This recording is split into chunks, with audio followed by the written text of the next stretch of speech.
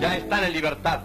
Feliz y ansiada libertad. El país quiere sacrificar a 100.000 castores. Ya afectaron una superficie de bosque equivalente a 2 veces la ciudad de Buenos Aires. Así fue como comenzó una de las invasiones animales más interesantes de las que tengo constancia. Argentina inició un proceso de importación de castores desde Canadá con la intención de iniciar una próspera industria peletera en la región. Sin embargo, lo que encontrarían sería una invasión descontrolada que llevaría para mal varios de los paisajes de las Tierras del Fuego. Una zona que otrora siempre conocida por sus glaciares, pinos y montañas, pasó a ser el escenario de un huracán tropical. Pero ¿cómo es que un animal tan pequeño y aparentemente inofensivo logró causar tanto daño? Veamos, corría el año 1946 y Juan Domingo Perón estaba al mando de la política argentina. Y a uno de sus ministros se le ocurrió que no habría mejor idea que traer un animal completamente ajeno al país para promover una nueva industria en la zona. Eso sí, las Tierras del Fuego en ese momento era una zona, sigue siendo una zona bastante despoblada en comparación con el resto del país y tenía una economía básicamente inexistente. Por supuesto, y como no podía ser de otra manera cuando a la gente del siglo pasado se le ocurrían este tipo de cosas, el asunto se fue al carajo y básicamente el animal comenzó a expandirse por toda la región de la Tierra del Fuego, incluyendo las del país de Chile. Por apenas una inversión de unos $13.000, se introdujeron unos 20 castores en la zona. Pero el estilo de vida de estos animales trajo consigo una factura de unos 60 a 70 millones de dólares en pérdidas causadas por daños por estos animales. Y todo esto sin contar las pérdidas irreparables en la biodiversidad. Para dar un poco más de contexto histórico, entendamos que en 1946 Estados Unidos y Canadá estaban en el medio de sus proyectos de recuperación de las poblaciones de castores de la región, por lo que la gente en la zona estaba bastante experta en lo que se respecta a captura y traslado de estos animales. Lo cierto es que los castores fueron traídos desde el lago Moose por el piloto y hombre de negocios Thomas Lang, quien fue encargado por el gobierno argentino de realizar la tarea. Este hombre transportó los castores hasta lo que venía siendo Nueva York, de Nueva York pasó a Miami y a través de un hidroavión básicamente los transportó a lo que vendría siendo las Tierras del Fuego.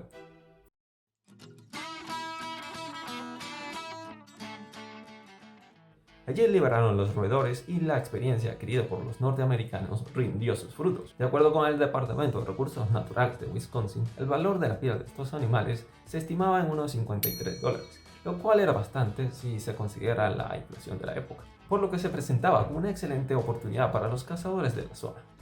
Sin embargo, pese a todo esto, el proyecto terminaría siendo un rotundo fracaso. Al parecer, la calidad de la piel de los castores no era tan buena como la que se daba en sus vecinos de Canadá. El clima más templado de las Tierras del Fuego básicamente impedía que se formara una segunda capa de piel, que era la que le daba ese valor en el mercado internacional. Además, por si fuera poco, la región tenía una poca población, como ya habíamos mencionado, y una poca cultura de caza realmente. Y además estaba demasiado alejado de los mercados internacionales como para tener un papel importante. El negocio simplemente no prosperó, y por si fuera poco, ni siquiera se permitió legalmente la caza de castores hasta 1981. De locos. En Tierra del Fuego, el más parecido a una amenaza era el zorro culpio, quien no parecía estar interesado en cazar, por cierto, y otro animal conocido como el bisón americano, que de hecho era otro animal invasor, y al parecer solo tenía alguno que otro reporte de haberse comido alguna cría. Lo cierto es que esa falta de predadores permitió al castor llevar sus números sin ningún problema, construyendo diques a sus anchas y transformando el paisaje a su paso. Recorrió distancias que no serían normales para un castor en su hábitat natural en Norteamérica. Por supuesto, no tenía ninguna preocupación y nadie que los detuviese, así que básicamente se veía relajado. En los 60 los castores ya habían cruzado Chile y se habían asentado en la isla Navarino. En los 70 llegaron a más islas cercanas y en los 80 alcanzaron la tierra continental. Para ese momento fue cuando los gobiernos locales comenzaron a darse cuenta del problema. Pero no sería hasta el año 2014 cuando Argentina finalmente declaró al castor como una especie invasora. Aunque eso sí, Chile ya lo había declarado en el año 1992. Pero nuevamente, ¿por qué los castores representan un problema tan grande? Verán, para entender mejor veamos brevemente qué es un castor. El castor es un mamífero semiacuático y el segundo roedor más grande. El primero es el chihuire, conocido por su habilidad para construir diques en ríos y arroyos. Con sus fuertes dientes incisivos, corta árboles y ramas para construir y hacer sus refugios, llamados castoreras. Estos animales son conocidos como ingenieros ecosistémicos, es decir, que a través de la construcción de diques y estanques modifican su entorno de manera significativa y beneficiosa para otras especies. Al construir diques, los castores crean estanques que ralentizan el flujo del agua y permiten la formación de humedales. Estos humedales se convierten en hábitats ricos en biodiversidad, favoreciendo la presencia de peces, anfibios, aves acuáticas, insectos y plantas que dependen de aguas tranquilas y zonas inundables. Y así incluso llegan a afectar la temperatura del agua, haciendo que el hielo en latitudes más altas se derrita más temprano que en las zonas que ocupan. El problema radica en que si bien estos animales son beneficiosos para Norteamérica y toda la vegetación y fauna relacionada, en el caso de Sudamérica las reglas del juego son completamente distintas. Por ejemplo, los bosques nativos de las Tierras del Fuego, en donde destaca el género Nothofagus, básicamente están acostumbrados a un crecimiento mucho más lento. Estos árboles, que tardan en crecer en cuestión de décadas, unos 15 metros, son derribados por los castores en cuestión de un día, mientras que los árboles en Norteamérica también son derribados en cuestión de un día. Lo cierto es que tardan en crecer apenas unos 5 años. Incluso muchos de estos árboles mueren no para ser usados en diques, sino al ser roídos un poco por los dientes de estos animales, los cuales necesitan hacer esta actividad para controlar el crecimiento de su dentadura. Por si fuera poco, a diferencia de sus compañeros del norte, las semillas de Nothofagus no pueden sobrevivir las inundaciones y mueren ahogadas, lo cual impide que pueda haber una recuperación a largo plazo de los bosques y una regeneración, y lo que permite que podamos ver estos paisajes desolados y desalojadas completamente de vegetación, en donde solo crece maleza y gramíneas de algún tipo, las cuales, por cierto, también muchas son invasoras. En resumen, que el ecosistema no puede soportar el ritmo de vida de estos animales. Además del daño ecológico, también existe un importante y directo daño económico a la región. Los castores han dañado infraestructura rural como caminos, cercas y regiones de pastoreo. Han llegado a bloquear directamente alcantarillas construyendo sus diques e incluso han llegado a matar al menos unos 30.000 ejemplares en un criadero de truchas. Mientras que en 2021 un castor masticó los cables de fibra óptica y dejó a la ciudad de Ushuaia sin internet por unos días. Y bueno, ya con todo esto tenemos claro que representa un problema, pero ¿se ha hecho algo para solucionar el problema? Lo cierto es que sí, aunque, bueno, básicamente no se ha llegado mucho. Al ver que ya habían llegado a tierras continentales, los gobiernos tomaron manos del asunto. Es decir, en un momento todavía no se habían establecido definitivamente en la zona continental chilena. Habían llegado a alcanzarla, pero no a establecerse. Pero si lo logran, se temía que comenzarían a dañar los bosques andinos y quién sabe qué más. Los datos señalan, eso sí, que su expansión en tierra continental sería un proceso mucho más lento, principalmente porque allí sí se encuentran depredadores que sería un problema para ellos.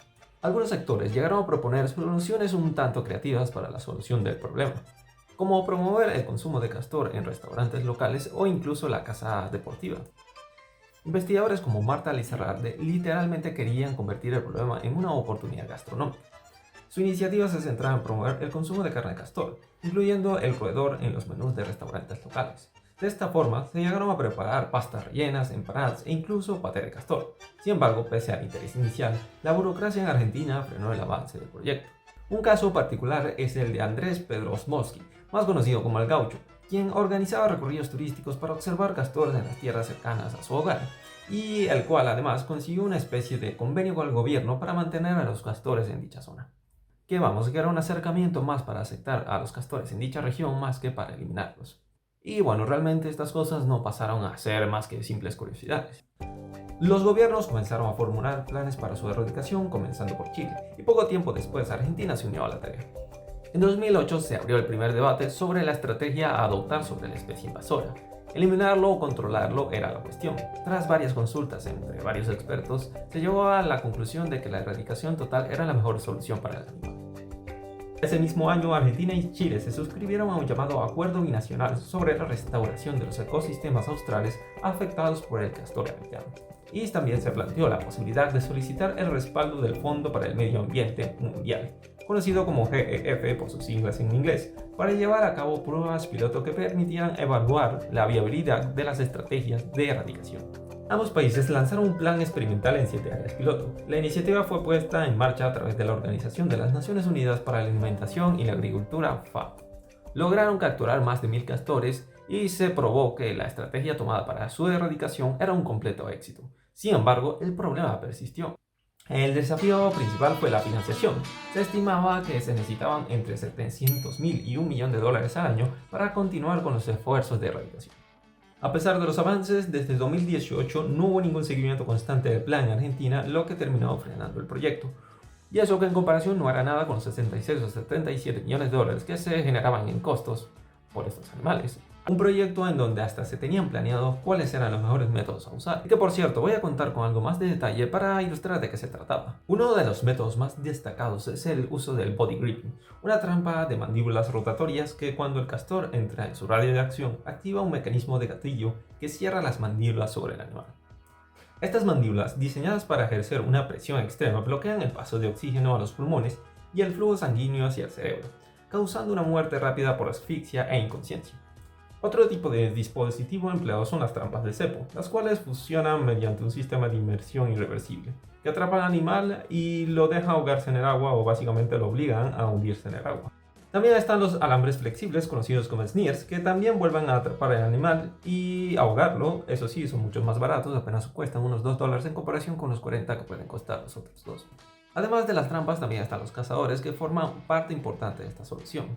Su arma preferida vendría siendo el rifle calibre 22 y la técnica más común que usan consiste en crear una brecha en los diques para forzarlos a salir del agua donde tienen una mejor oportunidad de acertar el disparo.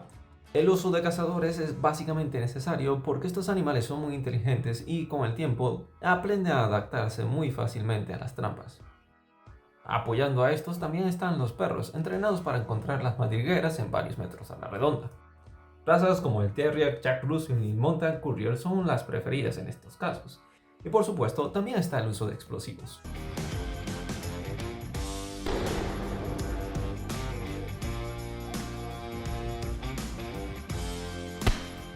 Este método es particularmente efectivo cuando se trata de destruir los diques, que aunque su uso puede parecer excesivo, la detonación de estos es estratégica ya que aseguran que los castores no puedan regresar a la zona recuperada. Que ojo, que no es que fulmine a los castores con todo el edificio. Pero volviendo a la solución del asunto, nos encontramos con pruebas exitosas, pero sin continuidad y por lo tanto sin éxito. Las primeras acciones debieron haber sido llevadas a cabo en Punta Arenas, en la zona límite, y luego ir bajando a lo largo de lo que venía siendo el Estrecho de Magallanes. Como había mencionado, se estimaba que el coste anual de esta operación estaría entre $700,000 y $1 millón anuales, que debía llevarse a cabo por unos 15 años, es decir, unos $15 millones en comparación con los 66 o 77 que había mencionado anteriormente.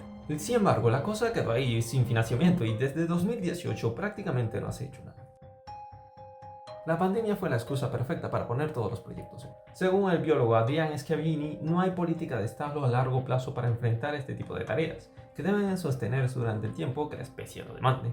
En fin, que un sinfín de burocracia e inestabilidad política básicamente se comió todo el proyecto, al menos en Argentina. Además de este problema, hay que tener en cuenta la indiferencia de las zonas urbanas. En términos generales, la sociedad, especialmente las de la Tierra del Fuego, no parecen estar preocupadas por el asunto. Eso cambia, eso sí, si hablamos de las zonas rurales. Mientras que el 70% de los productores rurales piden la erradicación de los castores, en las ciudades el tema es casi irrelevante. Y es que en la Tierra del Fuego, donde el 98% de la población vive en zonas urbanas, es algo que no se puede ignorar. Y bueno, lo cierto es que el impacto del castor en las zonas urbanas es mínimo, lo cual reduce bastante lo que viene siendo el apoyo en cuanto a las medidas de control, las cuales son vistas en muchos casos, dicho sea de paso, como salvajes e inhumanas. ¿Por qué será? Por lo que, a pesar de saber todos los problemas que estos animales causan en general, el debate sobre cómo solucionar el asunto sigue siendo bastante fuerte. Lo cierto es que eliminar a los castores podría permitir la regeneración de los ecosistemas afectados. Los cauces del agua recuperarían su dinámica natural y los árboles podrían volver a crecer en las áreas actualmente afectadas. Esto no es algo que digo a la ligera, es algo que se comprobó científicamente cuando los castores fueron retirados en varias de esas zonas donde se llevaron a cabo las pruebas piloto. Los bosques volvieron a regenerarse, volvieron a crecer y las semillas tenían la oportunidad de establecerse ya que no eran ahogadas por las inundaciones. Por el momento parece que no han llegado a establecerse definitivamente en lo que viene siendo la Tierra continental, pero ¿continuará esto así de no hacerse nada? Lo cierto es que no hay una solución fácil, pero de realizarse debe ser de manera contundente y rápida para evitar que los castores lleguen más lejos y generar más problemas de los que están generando actualmente, además de causarle más sufrimiento a estos animales. Quiero decir, y es una lástima decirlo, pero visto el problema, la erradicación de estos animales parece la única solución. Es verdad que es culpa del ser humano haberlos introducido ahí y no es su culpa para nada, pero esto no debería ser un impedimento para tratar de mejorar la situación. Estamos hablando de vegetación y animales autóctonos que están en problemas por estos animales. Lo cierto es que el futuro de los castores y de todas las zonas circundantes que afectan parece no estar claro. Las decisiones y conversaciones que se toman en el futuro, los gobiernos que vayan pasando uno tras otro, serán cruciales para el futuro del ambiente de esta zona. Finalmente, me gustaría saberlo. ¿Qué piensas tú? ¿Crees que la erradicación es la única solución viable para este problema o piensas, por lo contrario, que el control debería ser la aproximación indicada? Quizás tengas otra cosa en mente. Deja tus opiniones en los comentarios y si este tipo de contenido te gusta, deja tu like y suscríbete al canal. Esto me ayudaría a poder continuar con este tipo de proyectos. Sin nada más que decir, nos vemos en el próximo video.